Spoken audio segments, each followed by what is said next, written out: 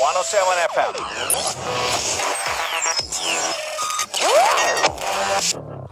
107 FM. दोहा में इस वक्त शब के 7:30 बजे हैं। अस्सलाम वालेकुम वरहमतुल्लाहि वबरकातुहू।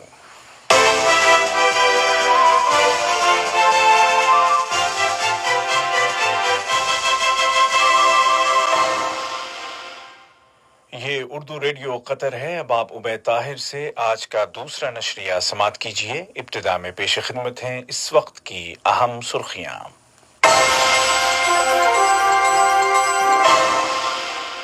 साहिब सुमुब अमीर शेख तमीम बिन हमद आल थानी ने वीडियो लिंक के जरिए इंटरनेशनल ओलंपिक कमेटी के 136वें सेशन के इजलास में शिरकत की। आलमी सतह पर कतर की एक और कामयाबी, CIST ने दोहा मेट्रो प्रोजेक्ट के लिए कतर रेल को इंस्टीट्यूट के आलमी अवार्ड से नवाजा है। और मुल्क में कोरोना वायरस के नए मामलात में मुसलसल कमी आ रही है और रिकवर होने वालों की तादाद 1,03,000 से ज्यादा हो गई है। और अब पेश खिदमत है आज का दूसरा मुफस्सल नशरिया।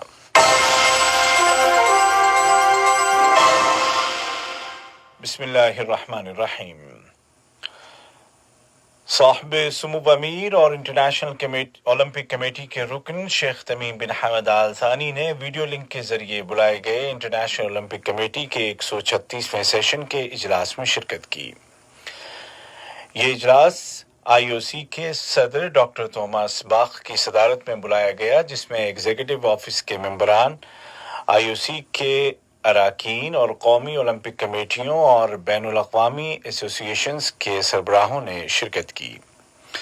इजलास के दौरान ओलंपिक सरगर्मियों को बेहतर बनाने के लिए मुतल्लिका उमूर पर तबादला ख्याल किया गया और एजेंडे पर दर्ज मौज़ूआत पर गौर ख़ौज़ के बाद मुनासिब फैसले सादर किए गए। नायब वज़ीर आज़म और वज़ीर ख़ारजा शेख मोहम्मद बिन अब्दुर्रहमान आल थानी को रूस के वज़ीर ख़ारजा जनाब सेर्गेई लैवरोव की जानिब से टेलीफोन कॉल मौसूल हुई, जिसके दौरान दो तरफ़ा ताल्लुक़ात, ख़ित्ते की ताज़ा सूरत हाल और मुश्तरका दिलचस्पी के उमूर पर बातचीत की गई। रियासत कतर ने मुतालबा किया है कि उन तमाम रुकावटों और पाबंदियों को ख़त्म किया जाए जो अवाम की खुशहाली के लिए की जाने वाली कोशिशों में सूडान की राह में हायल हैं। कतर ने कहा कि सूडान के नाम को दहशतगर्दी की सरपरस्ती करने वाले मुल्कों की फहरिस्त से निकाला जाए और उस पर लगाई गई तमाम मुआशी पाबंदियों को उठाने का प्रोसेस मुकम्मल किया जाए। जेनेवा में कतर के मुस्तकिल वफ्द में सेकंड सेक्रेटरी जनाब अब्दुल्ला अस्सुवेदी ने सूडान के मुतालिक रखे गए एक इंटरैक्टिव सेशन के दौरान कतर का बयान पढ़कर सुनाया। कतर ने इराक के अल बसरा और सलाहुद्दीन नामी सूबों में किए गए धमाकों की पुरजोर अल्फाज में मजम्मत की है। इन धमाकों में मुतअद्दिद अफराद हलाक और जख्मी हो गए। वज़ारत ख़ारजा ने एक बयान में दहशतगर्दी और तशद्दुद के खिलाफ कतर के मुस्तकिल मौक़िफ़ को दोहराते हुए कहा कि कतर हर तरह के तशद्दुद और दहशतगर्दी को मुस्तरद करता है।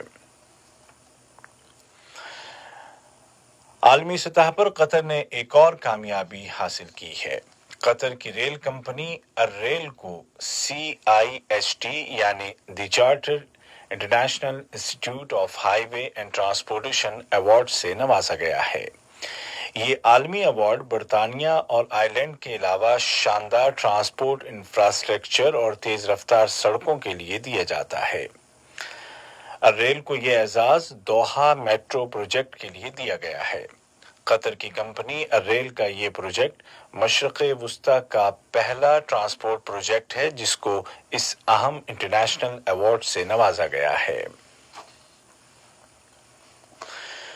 वज़ारत सेहत ने ऐलान किया है कि गुज़िश्ता 24 घंटों के दौरान कतर में कोविड-19 के 410 नए केस रजिस्टर किए गए हैं, जबकि मज़ीद 426 अफराद सेहतियाब हो गए हैं और एक शख्स की वफ़ात हो गई है। इस तरह कतर में कोरोना वायरस से रिकवर होने वाले मरीजों की तादाद बढ़कर 1,03,023 हो गई है। قطر میں دن بدن نئے کیسز کم ہو رہے ہیں اور شفایاب ہونے والوں کی تعداد میں مسلسل اضافہ ہو رہا ہے، جس سے صاف ظاہر ہے کہ اس وبا کا مقابلہ کرنے کے لیے وزارت صحت نے درست حکمت عملی اپنائی ہے۔ دوسری جانب ایچ ایم سی یعنی حمد میڈیکل کارپوریشن مختلف طرح کے مریضوں کو بہتر سے بہتر طبی سہولیات فراہم کرنے کے لیے مسلسل اقدامات کر رہا ہے۔ اس ضمن میں ایچ ایم سی نے راحہ نامی سروس متعارف کروائی ہے، جس کے تحت زہائمر کے مریضوں اور ان کے اہل خانہ کو ہاٹ لائن پر مکمل رازداری کے ساتھ فوری طبی مشورے دیے جا رہے ہیں۔ عالمی سطح پر کورونا وائرس کا قہر جاری ہے اور اس سے متاثر ہونے والوں کی تعداد 1,40,00,000 تک جا پہنچی ہے، جبکہ مرنے والوں کی تعداد 6 لاکھ کے قریب پہنچ گئی ہے۔ کورونا کے مریضوں کی تعداد کے اعتبار سے امریکہ، برازیل اور بھارت پہلے 3 نمبروں پر ہیں۔ بھارت میں اس مرض کا شکار ہونے والوں کی تعداد 10 لاکھ سے تجاوز کر چکی ہے اور کئی علاقوں میں دوبارہ مکمل لاک ڈاؤن کر دیا گیا ہے۔ واضح رہے کہ کووڈ 19 کی شروعات کو 7 ماہ سے زیادہ گزر چکے ہیں اور اب تک کوئی ویکسین سامنے نہیں آ سکی، اگرچہ تجربات کئی ملکوں میں کیے جا رہے ہیں اور بعض ممالک نے کامیاب تجربات کا بھی اعلان کیا ہے۔ البتہ اب بھی اصل مقابلہ احتیاطی تدابیر کے ذریعے ہی کیا جا رہا ہے، اور یہ خیال زور پکڑنے لگا ہے کہ دنیا کو احتیاطی تدابیر کو روزمرہ کی زندگی میں شامل کر کے آگے بڑھنا ہوگا۔ یہ خبریں آپ اردو ریڈیو قطر سے سن رہے ہیں۔ علاقائی اور عالمی خبروں میں انسانی حقوق اور آزادی کے لیے کام کرنے والی تنظیم same for rights and liberties نے فرانسیسی عدالت کی جانب سے ابوظبی کے ولی عہد محمد بن زائد کے خلاف عدالتی تحقیقات شروع کرنے کے فیصلے کا خیر مقدم کیا ہے۔ اس تنظیم کا صدر دفتر جنیوا میں ہے۔ فرانسیسی عدالت نے یمن کی جنگ میں قیدیوں کو اذیتیں پہنچانے کے حوالے سے محمد بن زائد کی جانب سے چشم پوشی کے امکان کی تحقیقات کا حکم دیا ہے۔ سیم برائے حقوق و آزادی نے ایک بیان میں کہا کہ یہ عدالتی فیصلہ یمن میں انسانی حقوق کی پامالیاں کرنے والے تمام فریقوں کے لیے ایک واضح اور طاقتور پیغام ہے۔ بیان میں کہا گیا ہے کہ سن 2017 سے سن 2020 کے دوران جنوبی یمن میں امارات کے فوجی دستوں اور امارات کے حمایت یافتہ دستوں کی جانب سے کی گئی بھیانک اور سنگین خلاف ورزیوں کا ریکارڈ موجود ہے، اور ان خلاف ورزیوں میں جبری گمشدگی، اذیت رسانی اور جنسی پامالیاں شامل ہیں۔ اقوام متحدہ کے جنرل سیکریٹری کے نائب ترجمان جناب فرحان حق نے شام کے شمال مغربی علاقوں پر کیے گئے حملوں کے بعد عام شہریوں کی سلامتی پر تشویش کا اظہار کیا ہے۔ ترجمان نے تمام فریقوں سے مطالبہ کیا کہ وہ شہری تنصیبات اور شہریوں کے تحفظ کے متعلق بین الاقوامی انسانی قانون کے مطابق اپنی ذمہ داریاں پوری کریں۔ لیبیا سے آمدہ تازہ خبروں کے مطابق الزنتان شہر کے دانشوروں اور عمائدین شہر کی سپریم کونسل نے ریٹائرڈ جنرل حفتر کے حامی قبائلی رہنماؤں کی جانب سے لیبیا میں مصر کی فوج کی مداخلت کے مطالبے کو سنگین غداری قرار دیا ہے۔ دوسری جانب ترکی لیبیا کی عالمی سطح پر تسلیم شدہ وفاقی حکومت کے ساتھ اقوام متحدہ کی شراکت سے ایک نیا سیکیورٹی معاہدہ کرنے والا ہے۔ مقبوضہ فلسطینی علاقے غرب اردن کے جنوب میں بیتا نامی مقام پر واقع صبح نامی پہاڑی پر آبادکاری کے خلاف مظاہرہ کرنے والے فلسطینیوں پر قابض اسرائیلی فوج نے حملہ کر دیا اور اشکاور گولے پھینکے، جس کے نتیجے میں کئی شہریوں کا دم گھٹ گیا۔ واضح رہے کہ آبادکاری اور نسلی دیوار کے خلاف کام کرنے والی فلسطینی تنظیموں نے اپیل کی تھی کہ صبیح نامی اس پہاڑی پر قبضے کی اسرائیلی کوشش کو ناکام بنانے کے لیے مظاہرے اور مارچ کا اہتمام کیا جائے۔ یہودی آبادکاروں نے کل اس پہاڑی کی چوٹی پر خیمے نصب کر لیے تھے۔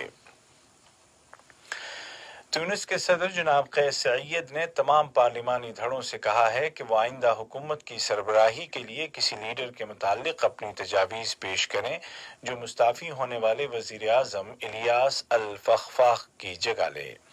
تونس کے آئین کے مطابق صدر جمہوریہ کے لیے ضروری ہے کہ سابق وزیر اعظم کے استعفے کے بعد 10 دن کے اندر اندر وزارت عظمیٰ کے لیے مناسب شخصیت کا انتخاب کرے۔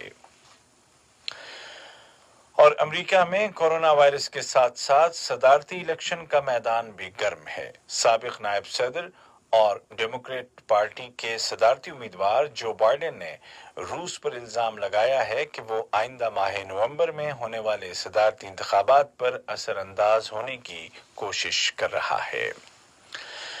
آج کا دوسرا نشریہ ختم ہونے سے قبل اس وقت کی اہم سرخیاں ایک مرتبہ پھر سن لیجیے۔